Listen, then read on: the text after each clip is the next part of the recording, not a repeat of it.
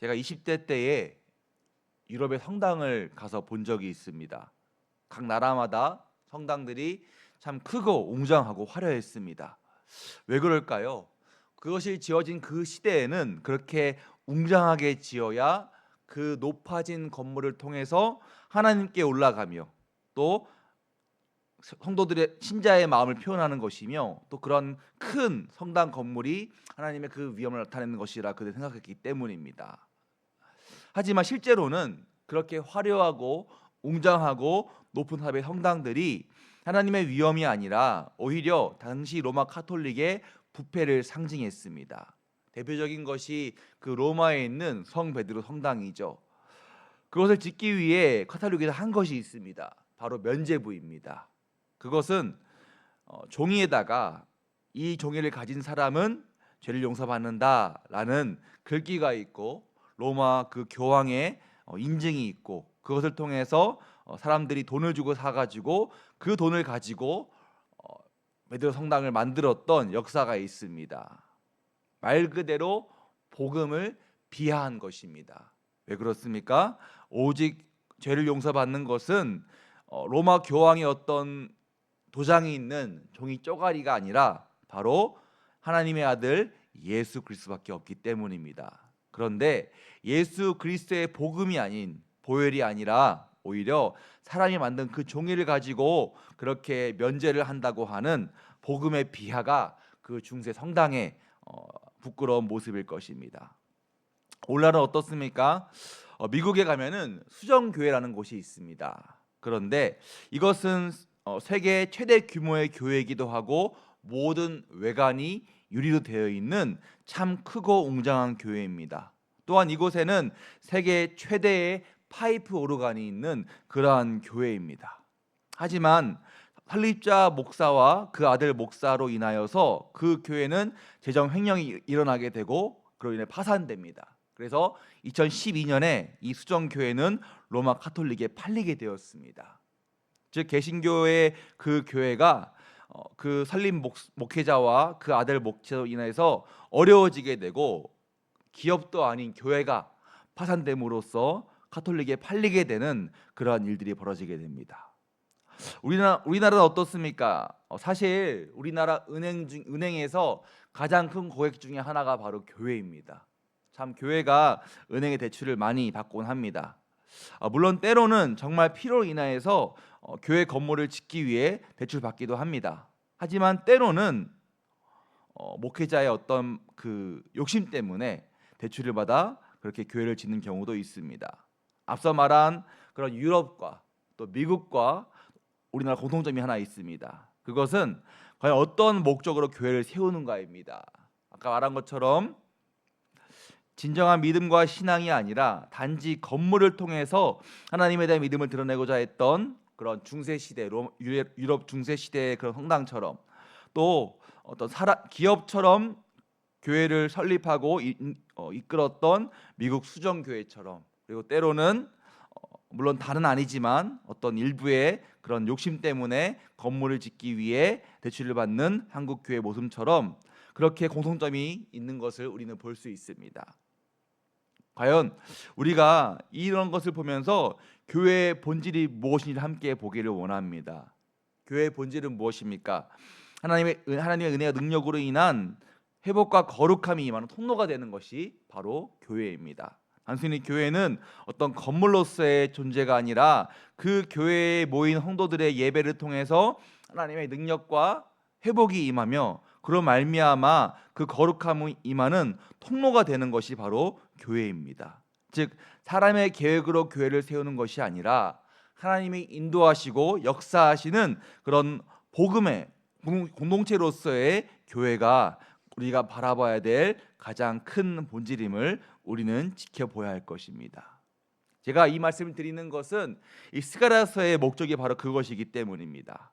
스가랴서는 포로 귀환 이후에 남유다 이스라엘 예루살렘 공동체가 귀환해서 성전 재건에 대한 메시지가 주요 메시지이기 때문입니다.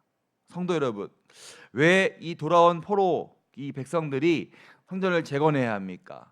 성전을 재건해서 다시 그들이 옛 남유다와 같이 힘을 키우기 위해 성전을 지어야 됩니까? 아닙니다. 성전 재건은 단순하게 그 나라의 힘을 회복하는 것이 아니라 이스라엘 민족의 본질을 회복하는 것이 성전 재건이기 때문입니다. 그 민족의 본질이 무엇입니까? 자기들의 삶으로 하나님과 하나님의 나라를 증거하는 것이 그들의 본질이기 때문입니다. 그리고 그 시작이 또한 그것을 지속하는 힘이 바로 성전 재건입니다. 왜냐하면 성전을 통해서 하나님의 그 말씀이 선포되어지고 거룩함을 회복하는 자리가 되는 제사가 이루어지며 또한 하나님을 향한 찬양이 이루어지는 그 장소이기 때문에 그들에게 성전 재건은 참으로 중요합니다. 그러한 맥락에서 오늘 함께 읽은 14장 말씀은 성전이 재건되어지며 하나님의 중심의 삶이 될 때에 이루어지는 모습을 예언하고 있습니다. 먼저 물로써 우리의 몸을 씻듯이 은혜의 물줄기가 민족과 나라 가운데 씻겨짐을 표현하고 있습니다. 그런가 하면 그 올바른 성전 재건을 통해서 거짓되고 더러운 우상과 숭배가 사라짐을 보여주고 있습니다. 먼저 이렇게 말합니다. 우상의 이름이 사라질 것이요 라고 말을 하고 있습니다.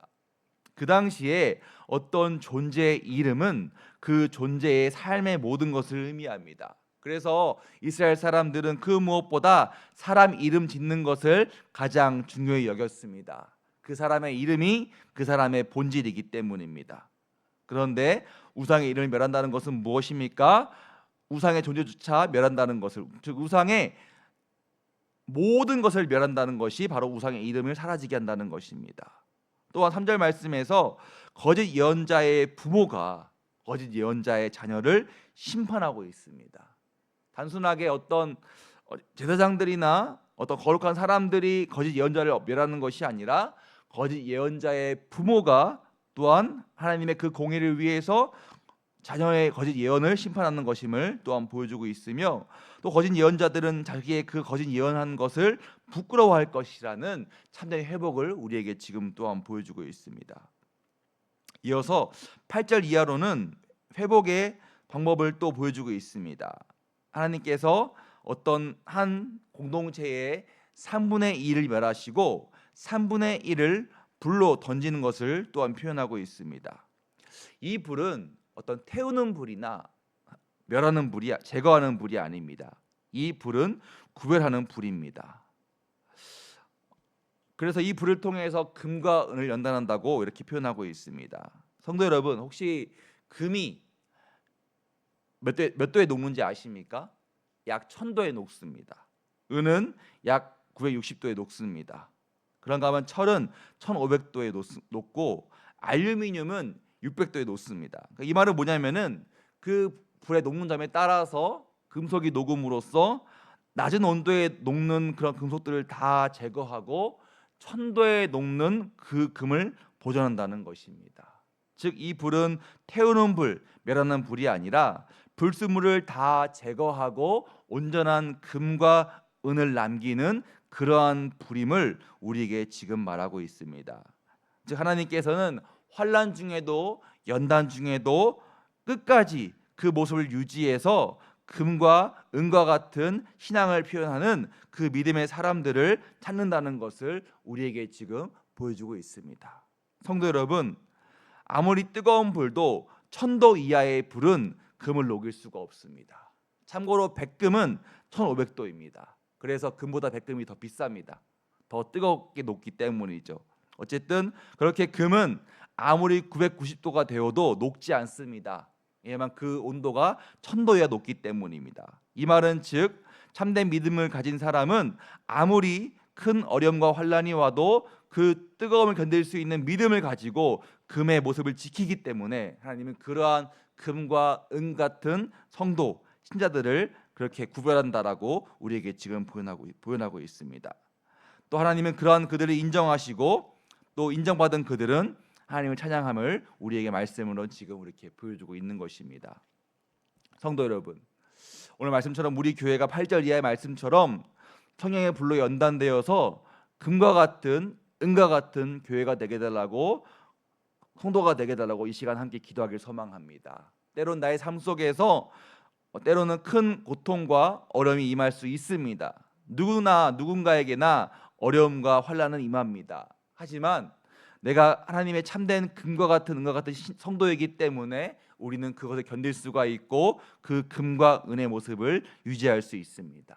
근데 그러할 때에 하나님이 말씀하십니다. 오늘 본문처럼 나의 백성아 하는 것처럼 나의 백성아, 나의 백성 태평교회야 라고 우리에게 말씀하실 것입니다.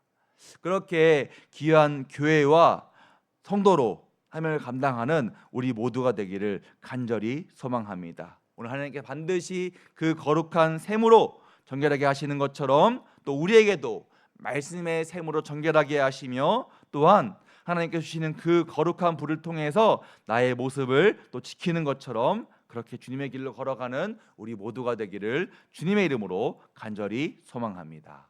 기도하겠습니다.